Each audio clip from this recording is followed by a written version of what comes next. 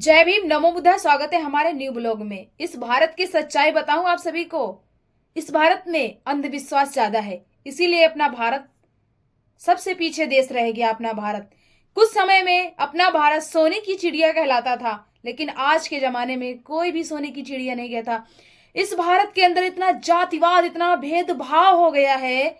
ये कुछ चंद बाबाओं पंडाओं के खातिर ये देश बर्बादी पे लगा हुआ है। साथियों, इस देश में जो अंधविश्वास फैलाने का काम करते हैं उनको पुरस्कार दिया जाता है, सम्मानित किया जाता है। और आपको बता दूं बड़ी दुख के साथ, जो आईपीएस आईएएस बनने की तैयारी में लगे हुए हैं, जो बेचारे सपना देख रहे हैं, एक गरीब का बेटा जिसका पिता रिक्शा चलाता हो, परचून की दुकान कर रखा हो, किसान का बेटा जो इतने सुख दुख में अपने नाज उगाता है, अपने बच्चों को वही गल्ला बेच के अपने बच्चों की फीस भरता है। उनके बच्चे क्या सपना नहीं देख सकते? अपने सपनों को पूरा नहीं कर सकते? शिक्षा वह शेरनी का दूध है, जो जितना पिएगा उतना ही दहाड़ेगा। डॉक्टर बाबा साहब हमेशा ये बात बोलते थे। लेकिन कुछ चंद लोगों के चलते आज शिक्षा को दबाई जाती है और अंधविश्वास को बढ़ावा दिया जाता है।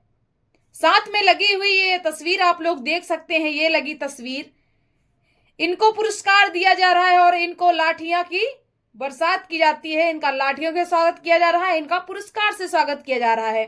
ये नॉलेज है, ये नॉलेज है और ये अंधविश्वास है। तो अंधविश्वास इस भारत में अंधविश्वास ही बन के रह गया है। और जब तक ये आंखें खुलेंगी नहीं आप लोगों की, तब तक ये देश सही सुधरने वाला नहीं है। मैं अपने सारे भाइयों बहनों से कहना चाहूंगी, ये जातिवाद छोड़ो और एक समान रहना सीखो।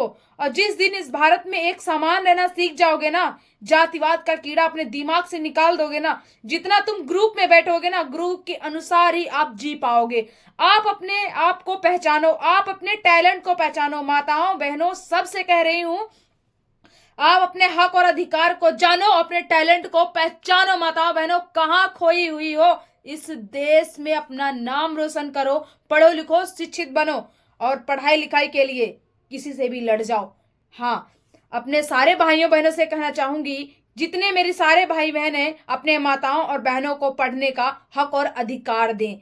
किसी ने अपने बेटी का ठेका नहीं ले रखा है जो आपकी बेटी के सपने वो पूरे कराएगा। उसके भी माँ बाप होंगे, वो भी अपने माँ बाप के सपने पूरे करने में लगा होगा।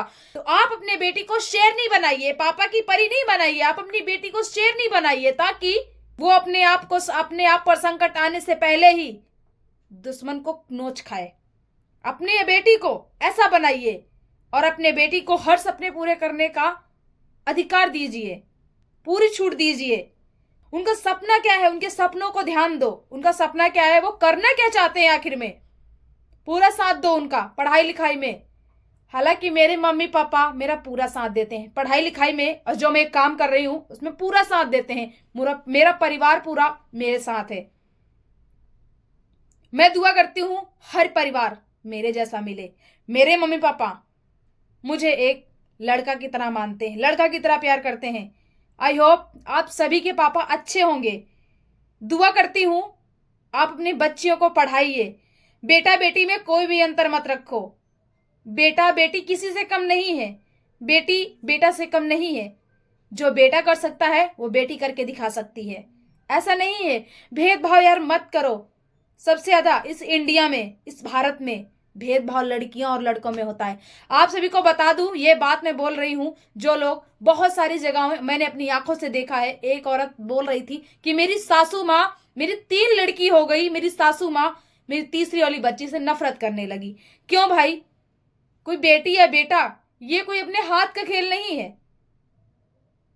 बेटा और बेटी, अगर बेटा बेटी नहीं होंगे तो ये संसार नहीं चलेगा। ये सार बेटी और बेटा से दोनों से मिलकर चल रहा है। अगर बेटियों से इतना नफरत करोगी तो बहू कहां से लाओगी मेरी बहना? मेरे भाइयों बहनों, बहू कहां से लाओगे? तो भाइयों बहनों, इस देश में जाति सिर्फ 2 हैं, स्त्री और पुरुष। बाकी कोई भी जाति नहीं चले, कोई भी जाति नहीं है यहाँ पे। आप चले जाइए 10-5 हजार साल पीछे, कोई भी जाति, कोई भी धर्म नहीं था। कुछ चंद लोगों ने आके जाति और धर्म बना दिया। तो इनसे बचो, पाखंडों से बचो और जो सच्चाई है उसको जानना सीखो। हर महापुरुष को पढ़ो। बाबा साहब को बुरा बोलने वालों, पहले इनका संविधान उठा के पढ़ो। महिलाओं को सबसे बड़ा झूठ ये बोला जाता है कि दलितों के नेता सिर्फ डॉक्टर बाबा साहब थे। अगर दलितों के नेता थे, सिर्फ दलितों के लिए ही उनका लिखना चाहिए था संविधान, सबके लिए क्यों लिखा? आप सोचो तो एक बार। लेकिन संविधान में तो सब लोग बराबर हैं। हर महिला को जितना हमको अधिकार है, हर वर्ग की महिलाओं को उतना ही अधिकार है। तो ये अंधविश्वास और पाखंडवाद को छोड़ो और डॉक्टर बाबा साहब की सच्चाई को जानो। आप लोग जो बोल देता है उसी की बात मान लेते हो, पढ़ते लिखते हो नहीं, बस गाने लग जाते हो। आज का वीडियो इतना ही, मिलते हैं नेक्स्ट वीडियो में। तब तक के लिए जय भीम, नमो बुद्धाय, जय संविधान, जय भारत। वीडियो को शेयर कर दो।